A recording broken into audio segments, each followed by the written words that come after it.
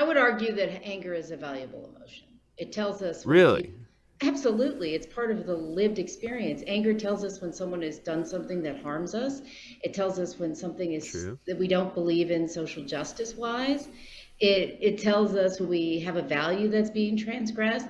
Maybe, getting crazy reactive outwardly in anger is not productive, but we have to experience anger. That's part of the human experience.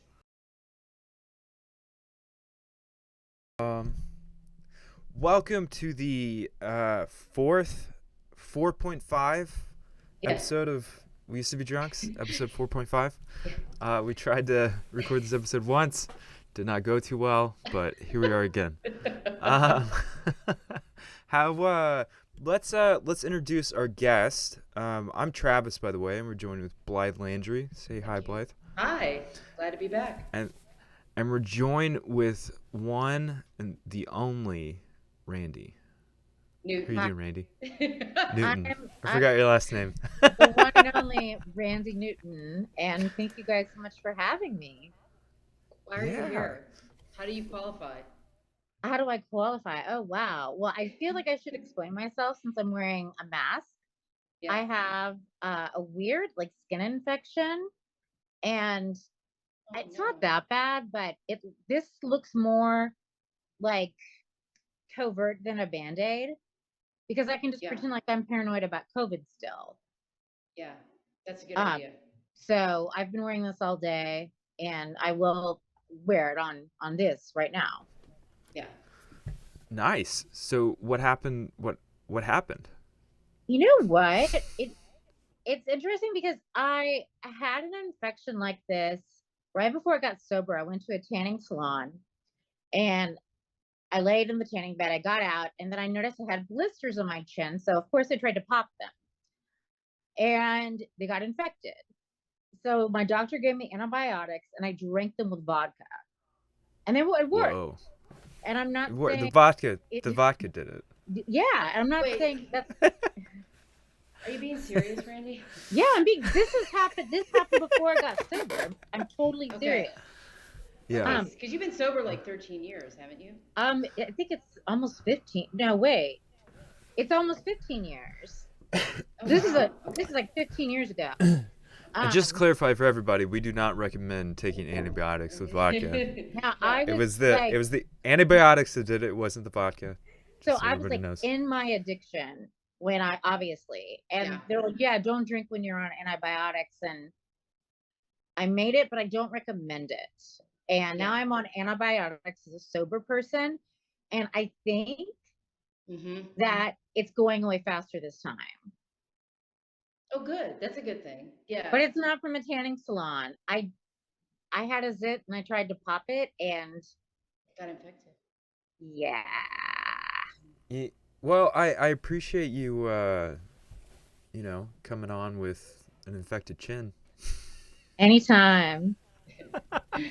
Anytime. So So I think. so well, I think this goes to our topic today, Mm-hmm. country club crazy, which the one and the only Blythe Landry coined that term. And what country club crazy means is that everything is beautiful and perfect on the outside, but on the inside, it's all messed up. Sort of like your chin. Yeah. It's an imperfect analogy, but Yeah. it works for the purposes. Well, I'm going to jump in because there's more to it than that. So Okay. I believe that I have coined the term country club crazy because I've never heard it anywhere else. Now, I haven't either. who knows? No. So the reason I came up with this is because I come, and I think I spoke to this a little bit in the last episode. I come from a family who's batshit crazy, and they would say this themselves, that they would admit it. So there's no denying what's going on there, right? What I noticed over the years is that I work with a lot of people and have a lot of friends that grew up in environments where they went to country clubs, they drank very casually. They might be seething with alcoholism, but it wasn't obvious because they dressed really nice. Everyone, goes on fancy trips or has like really high level friends and really is putting on an air of normalcy when underneath that they are like cauldrons of rage and hate. And I also think that that might, there's no really comparing traumas, right? Because growing up with batshit crazy is also traumatic. But I would say that it's completely confusing to be a person who grows up in those environments because everybody thinks your family is normal. And you begin to question why there's these underlying things that don't make sense. So that's what I think it means. I've seen it over and over. And I don't know what you guys think about that definition. I agree with that definition. And now that you mention that, I have some relatives, I'm not going to disclose their identities, that were country club crazy. And it was one of those things where we had no idea until like 20 years after the fact Uh-huh. that they were a fucking mess. But they hid Mm-hmm. everything so well, and they had like nice cars and a beautiful house. And our family is just kind of like, no, we're jealous of this side of the, not jealous, but they A have little the jealous. perfect life, a little jealous. And then you find out, no, they really don't have that at all, and they're just Yeah. putting up a front. Yeah, and I think, I mean, I don't know, I think that that hurts when you're trying to be a feeling, vibrant, three-dimensional person in an environment where you really don't talk about anything. I mean, I'll say it again, my family, I am part of that dynamic, right? Like we would all admit that there's a lot of dysfunction. But I think while that's painful, it's a lot less painful than trying to figure out what's going on with this subtext of something that you can't really put your finger on. I don't know. Travis? Yeah, one of the things I've learned in my life is that everybody's got something going on, you know? Hmm. And I've interviewed enough people for Sober Stories to know that, like, I mean, I'll give you an example. I interviewed Betty Ford's daughter. I Name don't know if I drop, should name talk drop. talk about this. I don't know if I should talk about this, Are but you it was supposed with to? her name's Susan, and Uh-huh. in talking to her, it was really interesting because my dad was a minister, her dad was the president of the United States. Not, you wouldn't think on its face those would be very comparable, but we started talking about family dynamics, and my mom is an alcoholic, her mom is Betty Ford, obviously an alcoholic, and we ended up having a lot in common with how our families dealt with mom being an alcoholic, right? Like there was a lot of commonality there, and so I don't know, like with that experience interviewing her and with some other ones, it's just made me realize that, like, on the outside looking in, it's really easy to like project what we want people to be, right? Like we want people to be better than us, or we want them to be worse than us, or whatever. But like on the inside of it, it's generally just a catastrophic mess, So a And lot of times, but not a always. lot of times, There not always, are, but a lot of times. yeah, there are people who grow up in functional families. There are. What? We just No. don't know them because we don't attract them. I mean, it's like everyone I meet is an alcoholic. There's not that many alcoholics. Like, there just aren't like real alcoholics. Like, and I know all of them, right? I mean, Yeah. so you've got like a good percentage of the population who has like a secure attachment style, who didn't grow up. I mean, they grew up with imperfection, but not everyone has an alcoholic mother, or not everyone has abuse in their childhood, or not everyone gets dismissed. Like there actually are people out there trying to do a really great job by their kids, you know? And so I think part of why we can relate to people who have similar stories, regardless of like if it's president of the United States or local minister, an artist. Your Yeah. dad's also an artist, so we got to give him that Also an too. artist. He's an amazing artist. But, it's like because we have a similar or shared experience, you know? So, Yeah, yeah. and that was what was super interesting about it, was that like we come from completely different backgrounds, but because our both of our fathers were like a community leader. I mean, that's like downplaying her dad a lot, but like it it manifested in similar ways, and it was super interesting to hear her talk about it, because um and it's just, and also like in my life, like I went to You know, I grew up in churches and went to Christian colleges and all that Mhm. kind of stuff. And you know, it's funny. I was meeting with some friends recently that I haven't seen in like a decade, Mhm. and we were talking about like how everybody's ended up, and like it's just crazy. Like so many people, one, have gotten sober, but also like, you know, like people coming out of that environment where you're expected to be like perfect, right? And they get out of Mhm. that. You see people like become themselves, you know. Mhm. It's a hard won battle to do that, but like you see people that like are completely different in college than they are now, right? Because they've just become who they are, and they're not like who, you know, the rigid box Mhm. that, you know, their culture put them in. But I've been talking a lot. What do y'all think? I have lots of thoughts, but Randy has said a lot. Um, I mean, when you said that, it just reminded me of this girl I grew up with. When she went to college, and she lost like 50 pounds because she said her mom would give her Twinkies for breakfast and Mountain Dew, and then she went off to school. When she left home, she like became this new person before the heavy drinking. And she lost all this weight because she finally was able to do her own thing. And she's like, oh, not everyone has Twinkies for breakfast. I can have fruit. I can have cereal. And it was very, she had a very interesting transformation. I don't talk to her anymore, but hey, I hope she's doing great.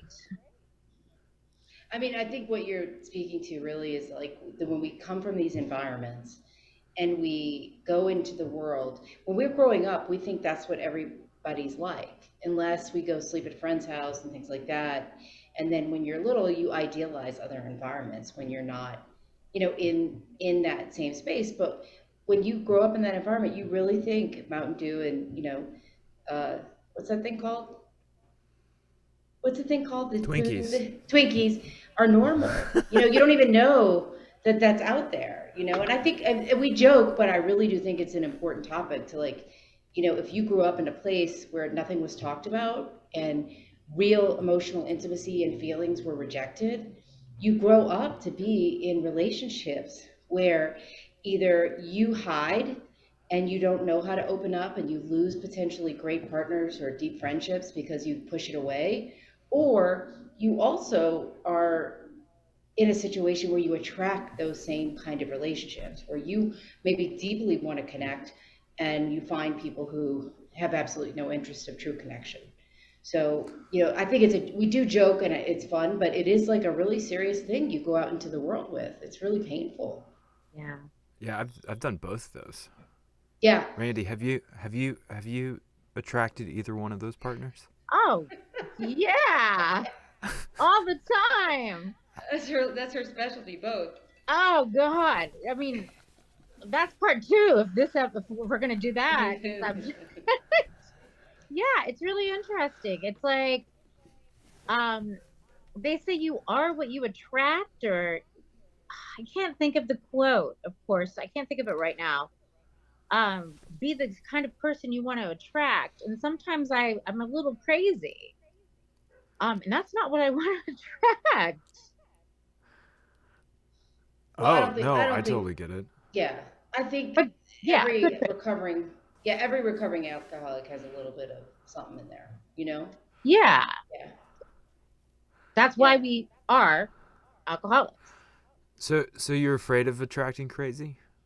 Oh, I'm not afraid. I do You do. attract crazy. Like I don't know what it is. It's like I'm a magnet for it. And I've I've gotten better with setting boundaries. Blythe has been extremely helpful. I had to, I guess, send a breakup text last week. I only went on one date with a guy, and his response made it sound like we'd been dating for a year. Really did. Yeah. It was really, it was. I felt bad, but it was. I'm glad we broke up after Yeah. our After After one your one date. encounter. But after. actually, you know what though? I think that's a good thing to be able to say no. Some of us say no too quickly, but some of us say no way too slowly. You know what I mean? Oh I yeah. think, yeah. I don't, is it really that you attract? I don't like think we attract. Do we attract those things or now this is contradicting what I said earlier, so just keep that in mind. But or are there also a lot of people who are just wounded and in pain walking around? That the I older you get, the more of those they are, because the longer you're single, the more the pool has become people who are damaged. I think it's a bit of both. Mhm. Um, yeah, I mean, I think like for me, I've been in relationships where, and it's not. I don't think it's that we attract that. I think that we're attracted to that That's a better because way to like say it. that kind of dysfunction is what we know, so we think it's normal, right? It's comfortable, like like, and it's not that comfortable. We've talked about this before, but like comfortable doesn't necessarily mean feel good. It just means you're comfortable in that place of dysfunction, Yes. right? It doesn't mean that it feels good to you. It just means that this is where you feel in your element, Yeah, right? you're And familiar with so, that feeling. And even if that feeling's a bad one, you may feel more comfortable in that feeling than if you were in like a good mood, if that makes sense. sure. Yeah, I And think I think it's. Sorry, go ahead. what Blythe? I forgot. Oh, okay. I think, but I think that's why like a lot of people when they get sober they struggle with relationships, and especially romantic relationships. Is that a lot of us come from not all of us, but a lot of us come from dysfunction, and so that's really all we know, and so we don't really know how to have a functional relationship. And it's not that we don't even know how to have a functional relationship, we don't even know how to identify functional people, right? And like I think that's a lot of it. It's just like our um what did one guy I interviewed described as our disease of perception, Mhm. like does not allow us to see people for who they are, and what a relationship is for what it is, until it just is an utter catastrophe and it blows Yeah. up. Yeah, and I think No? too, no, I agree with that. No, I agree with that, but I also want to give a message of hope. Like we do get better. Like, Oh, yes. Yes, like yes, we yes. don't, it's not, you're not, if you're just like 6 months sober and you happen to stumble across this Yeah. somehow, I don't want you to think like you're never going to have any opportunity for functionality. You know what I mean? No, I this is do. all hard-earned wisdom from Oh the yeah, three of we're us. like so smart. But the thing is, it's like I think the key, like the other problem we have is especially those who grew up in alcoholic homes, that ACOA, adult child of alcoholic trauma syndrome, is super real. And we get hardwired to be addicted to chaos. I mean, our brains, our literal brain, limbic system is fight or flight. There's a lion chasing me. And so when there is a little bit of pain, I think when we have that historical, physical, biological, emotional background, it feels like attraction, right? When someone who is perfectly normal and emotionally stable might almost feel gross to someone who has got that addiction to that pain. Does that make sense? And so it's Yeah. like you have to relearn how to let someone be nice to you and tolerate it. Like, and not be like, ew, that's boring, or ew, there's no pain. Like, you have Or to they really don't mean it. practice, or you don't trust it. You have to Yeah. practice like degrees of tolerance of accepting kindness, I think. I mean, for all of us who have had low self-esteem, that's hard work. I have friends who have flat out said, "This guy's too nice. He's got his shit together. I can't deal with that." And It sounds insane, but it's real. and Isn't that I what women want? Don't women want a guy? They always complain that they can't find a guy with shit together. I know They I find would out they love don't want to it. tragically. find one, but this one friend of mine in particular had two great boyfriends that were so great. And then she's like, "Yeah, they're boring." And I'm like, "Well, part of being in a relationship is not that it's boring, but everything doesn't have to be all crazy all the time. It's No, okay to just live." I think, I mean, with all my wisdom, I mean, I have not, Well, those dudes dodged a bullet then, didn't they? that's right, Travis, they did. Anyway, I'm They sorry. did. Sorry to interrupt. I I'm mean, sorry they to probably interrupt. did. I mean, Oh yeah, they you have did. to think, but why are It we wasn't addicted to me. pain? What's that, Blythe? Why are we all, why Blythe. are many people addicted to pain? I mean, that's the truth. Do you know the answer, or are you asking? I mean, I think I stand by what I said. It goes back to like childhood brain chemistry and development. Oh And then yeah. also, we live in a world that's increasingly painful.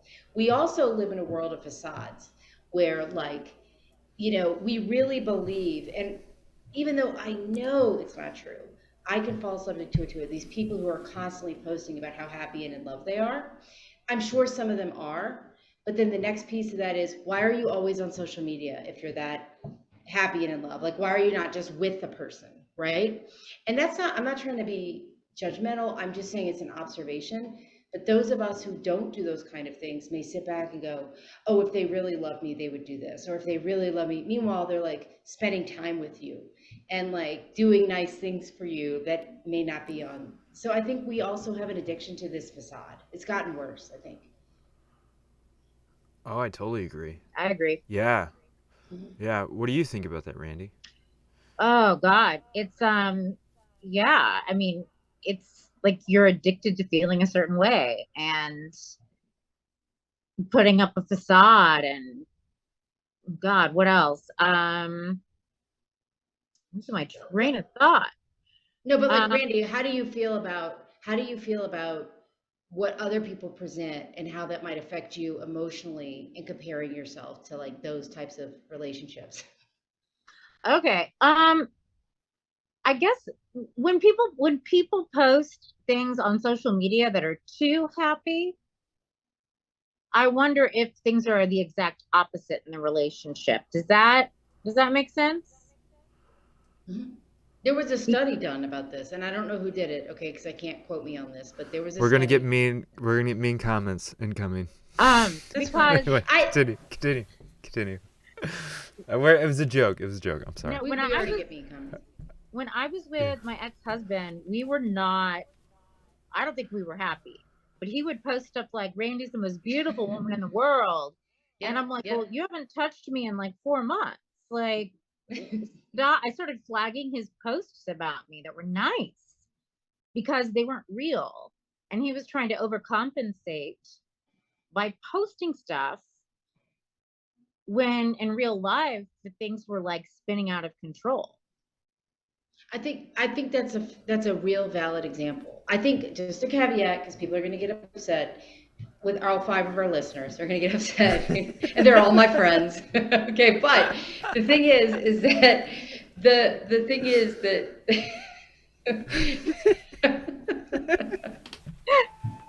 I'm also having a hot flash, so I'm going to take this off. Oh, I'm going okay. to perimenopause is awful. So also the thing that's like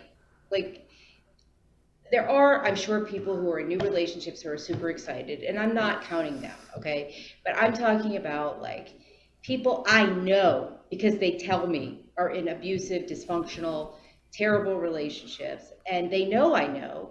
And then the next day I see it's like love of my life. You're the hottest thing I've ever seen. And again, I don't say that with criticism. I say that with like, that's the pressure we're under. I Mm-hmm. think that that shame that we carry when we're in a dysfunctional situation pushes us to do that because we're trying to prove it to ourselves. I don't think they're being liars or bad people. I really do think it's a shame thing. Does that make sense? Oh, Oh, absolutely. Yeah. totally. Yeah, like so much of what we do is like we change the way we. Okay, let me. I've been told to stop saying the general we and talk about myself. So, for me, so much of what I do Yeah. is I spend a lot of time trying to change the way I feel, right? And I think with stuff like that, I've done that, and a lot of it was that, I was trying to change the way I felt about a relationship, right? By Yeah. posting a, beautiful picture of it online while I was Yeah. dying inside in the middle of it, right? Yeah. Well, I mean, it's just what, like, it's what we do. And I think a lot of it, I've always wondered, like, do you think it was easier for people to get sober? Like, let's say we had like the acceptance of today, right, around sobriety. Would it have been easier for people to get sober back in the 30s with the acceptance we have today than it is now? And I think of that because, like, we're so programmed to just consume to change the way we feel now. And, we're so, like, programmed for, like, short dopamine feedback loops, especially with social media, right? And it's just, I don't know. Like, whenever I would post stuff like that, a lot of it too was just like a sense of superiority, right? Like, it wasn't even really about the relationship. It was a sense of like, I'm doing better than all of you, even though I'm dying inside. Well, I think you're You giving know what I yourself mean? too much credit. I don't think that you had superiority complex. I think that you had an inferiority complex Yes, that makes that's you it. pretend because you Yeah. don't think you're superior. I've never seen, if No. anything, you think you're No. inferior I think to a fault. I Yeah, think okay. I think yeah. Well, I mean that's what well, no, I mean you're right because I mean that's what it was. It was like I I want you to know that I'm better than you because I feel like I'm lower than dog shit, Mhm. right? Like that, so that's how I want you to perceive me. And like I think a lot of I don't know, I think a lot of but I think a lot of that was me trying to change that feeling that I had about myself. Of Does that make course. sense? Yeah, of course. It's like fake it till you Yes. make it. Yeah, right? Which they actually say in recovery. So, Which, I yeah, mean, yeah, which is, it's actually, there is a benefit to it on some level, but when you fake it, fake it, fake it, fake it, and you're not making it, then it's caught in performing. I think even in recovery circles, sometimes we feel pressure maybe to be healthier than we are, or be an example if we don't feel like an example and stuff like that too. And I think that's a function of just being part of a collective of any group of people. Yeah. Have you experienced that in recovery, either of you? The part of like just self-induced, What do you mean? like just when you see other people. I'll give you an example. When I first got into recovery, it was actually not for my drinking, it was for my codependency, right? And I find that most of us that really do get better get much worse when we start getting help, right? And because all the tools we have, which are completely dysfunctional, fall away, and you're like being asked to like rely on this arbitrary thing. And I remember very early on going, if this is, people were coming in that were new, and they were like, I'm so happy. This is the best thing that ever happened to me. And I thought, I'm doomed. There's no way. I feel 10 times worse. And I remember my mentor at the time saying, listen closer. You're being honest. If anybody gets better that quick, they're not going to stay. And unfortunately, I found over the years that people who get worse first tend to stick. But my experience was as an outsider, I felt like I was failing because people were coming in and probably just that's where they were saying like they got this whole thing in like a week and they felt like completely transformed people. And I felt like I was failing, but really for maybe the first time in many years, I was being honest with how much pain I was in. So that made me feel like an outsider until someone came in and helped me. Yeah. And I think that's like, would you say that's why that is the importance of us being vulnerable with each other? Just so like people understand that they're not the only one feeling that way? I think that's very important. It's like it's a good way to relate to people. I mean, you have to be relatable, I think, to survive in this world. Um, in different aspects. It's like if I meet someone who's new in recovery, I'm not going to act like, oh, I'm better than you because I have more days than you, Mm-hmm. because we're really all in the same boat. You know, Mm-hmm. any one of us could go out at any time. So I don't want that person to think that I think that I'm the shit, because this disease is extremely, it's unpredictable, it's scary. You have to be your own babysitter and just kind of keep yourself in line. Mm-hmm. And you're really good at that, Randy. You're really non-judgmental, actually. Thank you. I Yeah. try. Randy's, by the way, Randy's a sober coach. Yes, She's I been doing am. it for a long time. So Oh, we're all in oh. sort of, Yeah, yeah. it's like the blind leading the We're blind. also, So, no, you do a Well, good I'm Blythe, actually job. good. You do a what good made job. you Yeah. what made you feel accepted in the pain that you were in? The woman that was my mentor in that group was saying she had been around for like 20 something years, which at the time seemed like forever. Now I've been in there for over 20 years, you know what I mean? But it like when you've got like 6 weeks in some kind of group of people who you're looking for help from, that feels like it is nothing, but it really feels like nothing. What made me feel seen was that mentor, like I had described, saying, just listen closer. You're actually getting better. You're being honest. And because you're being honest, you're going to be in pain. Those people unfortunately probably won't stick and stay.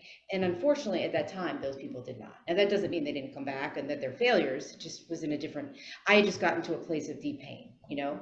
But I felt validated by people who assured me that I would continue to do the same thing, maybe for 15 or 20 years until I tried something different. It made me feel like I didn't have to have a quick turnaround. Because I'm a perfectionist, like all three of us are. And I was putting that pressure, like I have to get an A in this, I have to get an A, I have to be smart.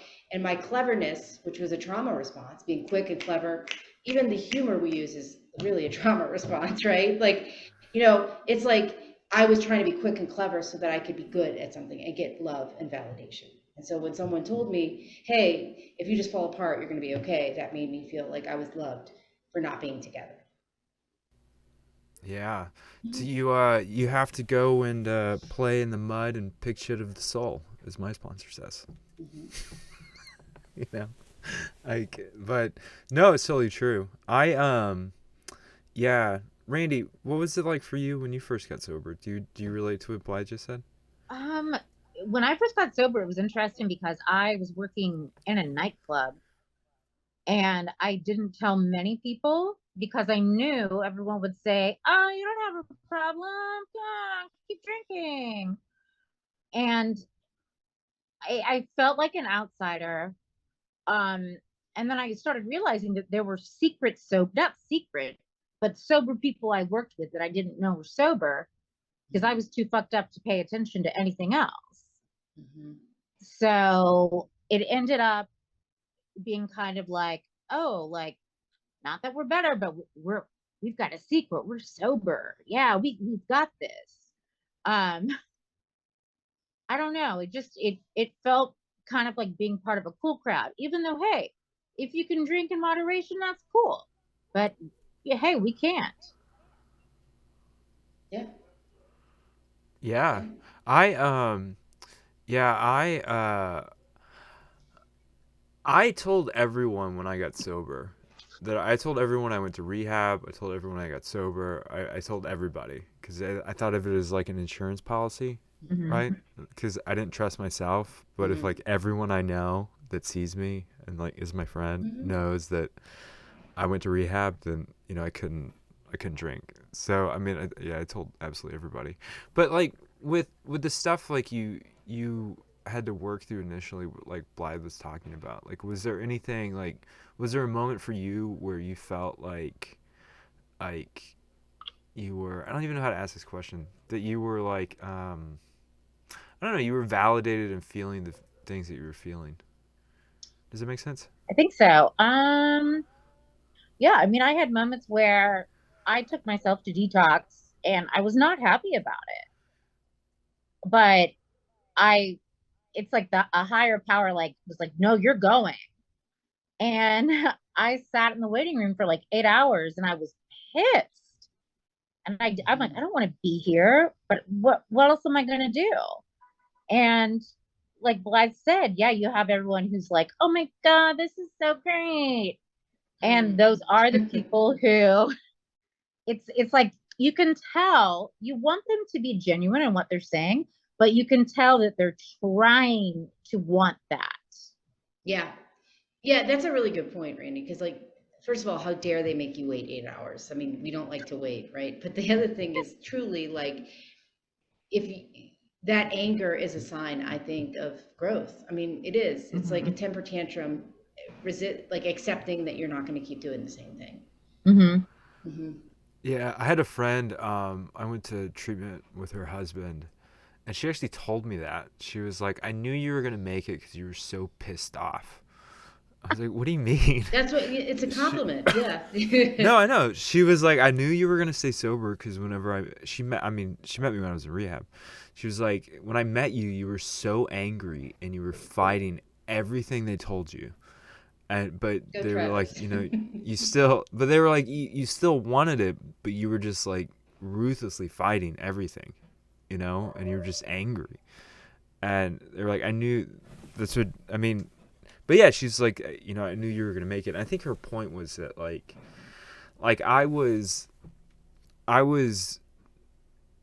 like whenever, and it's true, I was like this, that I was earnestly wrestling with the things that they were telling me to do, right, or the Earnest things is a that good word. Yeah. Yeah. yeah, I mean, I was, because I knew a couple things whenever I got sober. I knew that I never wanted to go back from the place I just came from. I was never going to do that again. And I knew that, like, something had to change, right? But when you get into rehab and they start telling you about, like, higher power and, all that kind of stuff, it's like, you guys are nuts, you know? Well, it's So, not tangible. It's like, not tangible. it's not. Yeah. Yeah. And when you're in that situation and you have problems, right? Like, you want tangible solutions to the problems, right? Like, I'm sure you as a therapist, Blythe, you get people to do that to you all the time. They're like, no, what are solutions? How can I Mhm. fix this? Tell me how to fix this, And And there's not often a fix other yeah, than you have to change yourself. I mean, it's exactly. so hard. No, people, Exactly. you can tell, actually, you could tell when someone starts, if they're in that place, they're really afraid of relinquishing control, which is normal, you know? Yeah. And yeah, I think that we all look for those tangible things. I guess we could argue that there are tangible signs in my life, of something that exists that's bigger than me. But it's hard when you, like, I know I come from that need to try to feel in control. It's hard to trust that stuff because even though the old way of like trying to manage others and control the world, it does just hurt you over and over again. There's something like rote about doing it over and over again. Do you know what this is funny is like I struggled with like the higher power thing for so long, and then I had a psychotic break and I lost control of my mind and Yeah, life and you everything. did. Well, but Yeah. what I realized in my insanity was that the higher power thing, like all it is an understanding that you don't have control over anything, right? Like you don't have control. I mean, it's not God, it's not Jesus, it's not the Bible, it's not Well, it is for Buddha, it's some not any of that people. stuff. For some people, but I mean, Yeah. the core function of it is just an acceptance that you don't have control.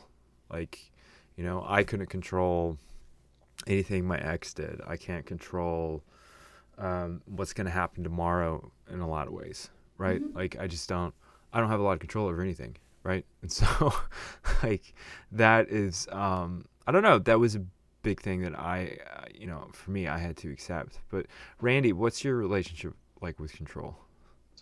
Well, you know what? It's like I try to remind myself that I cannot, no one can control anything, but we can try to control how we react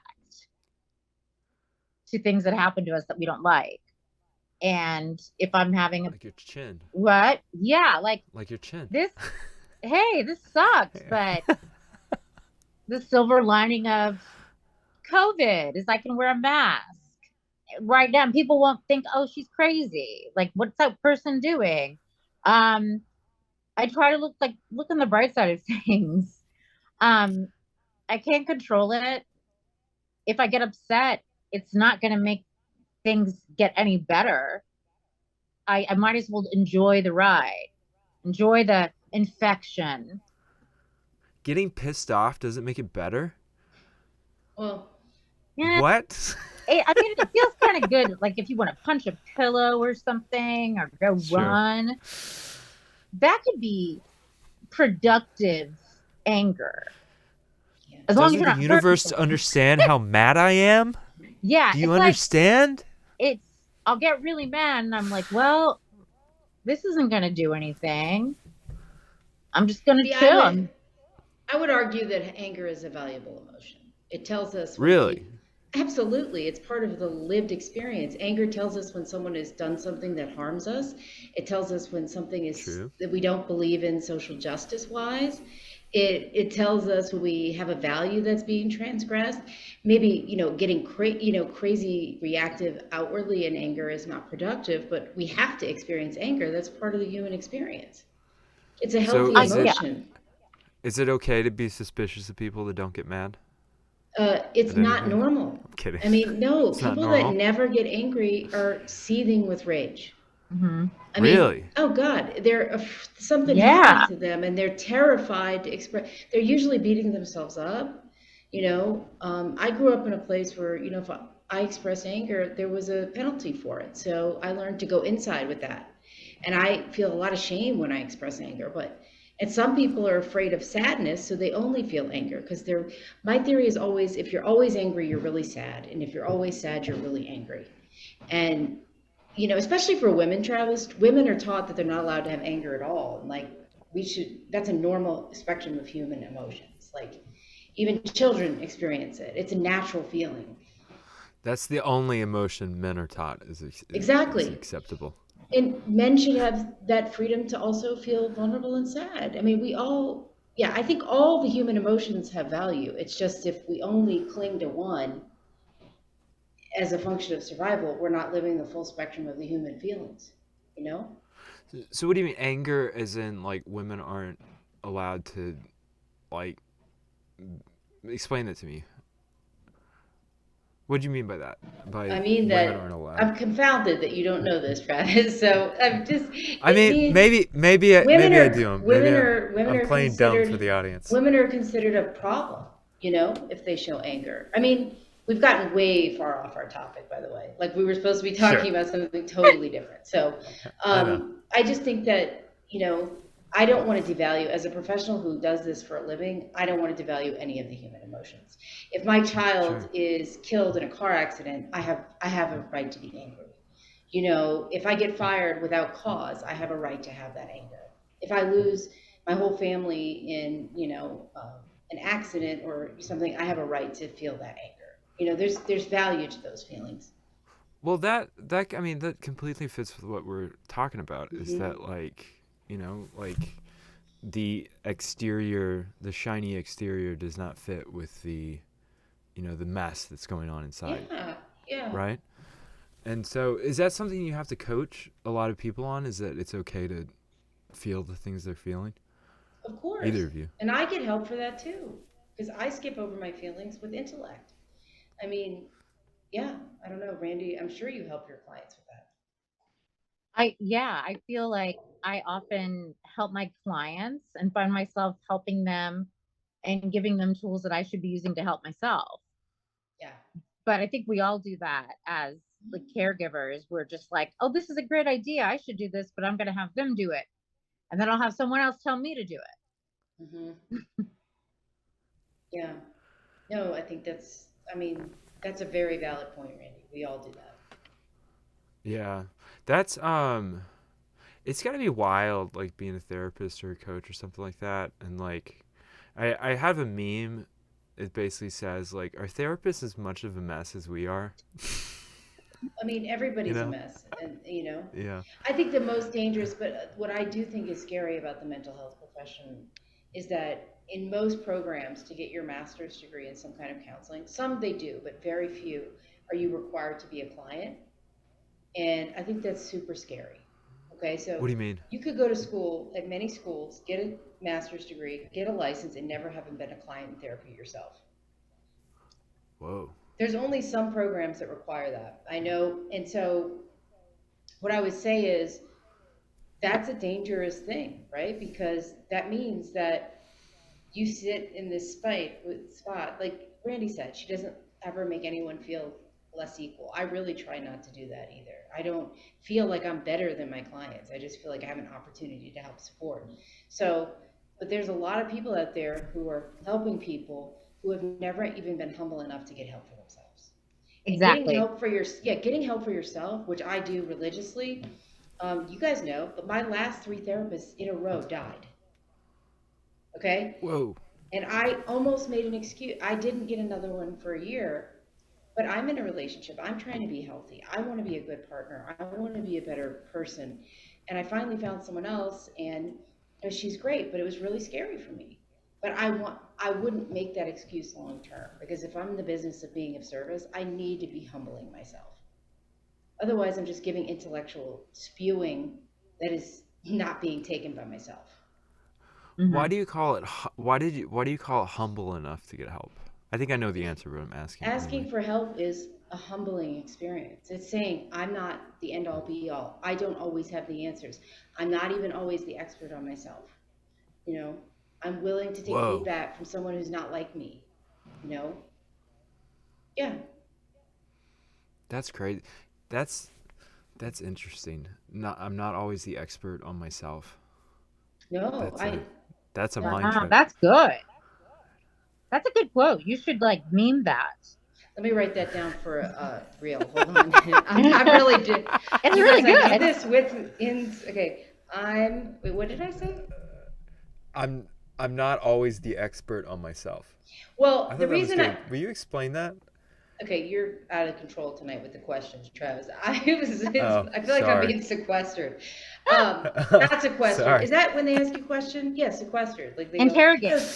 no, no, not sequestered. That's That where they put you in a hotel, interrogated. I'm in like director mode right now. Like for some reason having like two people on my screen and like there's Mhm. no like organization. Like for Let, me, I'm like, okay, okay, I got to control the flow of everything. Like yeah, that's it's you're not doing anything. that, You're not doing anything. I'm just teasing you. okay. But the thing is, the reason I say that is because for me, my trauma response is to be clever, to be smart, to understand.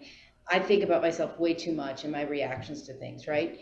But that in and of itself is a roadblock, because if I'm always trying to understand myself, I'm not leaving space for that vulnerability for someone else to have a feedback, you know? So it really is humbling for me to go. And I get really excited when someone sees something about me that I don't see about myself. Well, It's a yeah, freeing sometimes Yeah. feeling.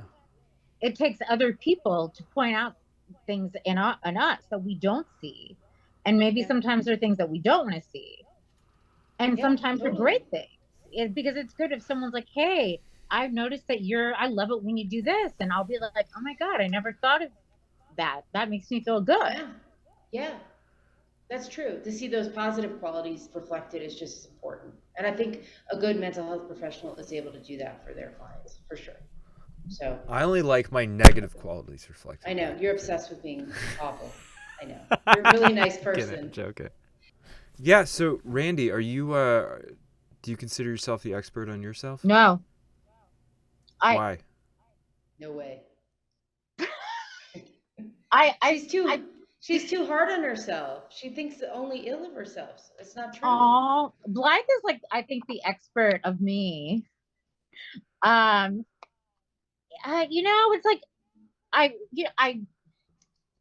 know, God, I'm trying to figure out how to explain it. It's like I'm aware if I'm self-sabotaging. Yeah. Um, and it's like I'm an expert of being more aware of that than I used to be. Oh god, yeah. Yeah. And I mean, it sucks, self-sabotage. But to be aware of it is a really good thing. But obviously, sometimes I don't listen to that. Oh, I know I'm going to do something that's going to sabotage this. Hmm. But at least I'm getting to the place where I can make the choice. Am I going to do this or no? Yeah. Eventually, I won't go with the familiar feeling of self sabotage.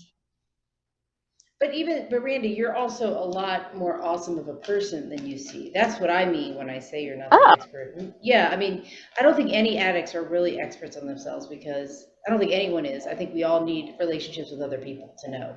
But most alcoholics think they're way worse than they really are, you know? So that's also what I mean. Like the good stuff is also stuff that we kind of leave in the shadows sometimes. That's all. Yeah. And to bring this full circle, How are you going to do this? I Probably- do not know, but go for it. Pro- We have gone on probably too many not. tangents. probably not. But you said the good stuff we leave in the shadows, and we're talking about Country Club Crazy. Where we leave everything in the right? shadows, including the bad We stuff. leave everything in the shadows. Yeah. Well, we got to bring the good stuff. See how I did that? We got to bring That the was good stuff actually out. pretty Is that- brilliant. I got to give you That's credit. good. I know. Oh man, that was good. I'm proud of myself for that one. That was good. All right. Well,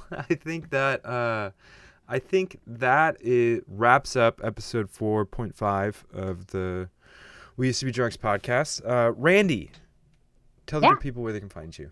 You can find me on all socials at World of Randy, and I'm always doing something bizarre or interesting, I'd like to think. So follow me, World of Randy. World of Randy. In the World of Randy. I like that. So what about you, Blythe? Where can we find you? All kinds of places. I make myself very out there.